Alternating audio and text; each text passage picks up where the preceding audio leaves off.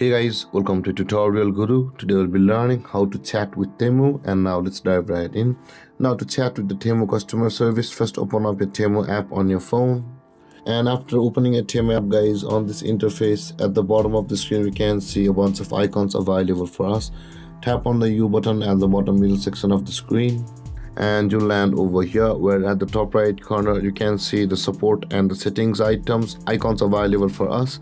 Tap on the support icon at the top right corner of the screen.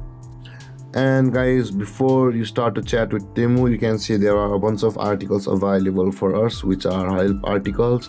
Make sure to go through all of these articles. Maybe your problem will be solved from over here, but if not, then you can proceed to chat with Temu by tapping on the contact us button at the bottom of the screen.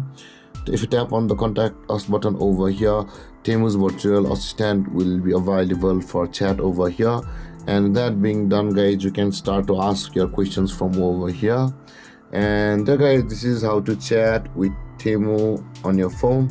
And if you have any confusions or questions regarding the topic, feel free to comment in the comment section below, and don't forget to like, subscribe and hit that bell icon for more videos. Thank you for watching, guys. Peace.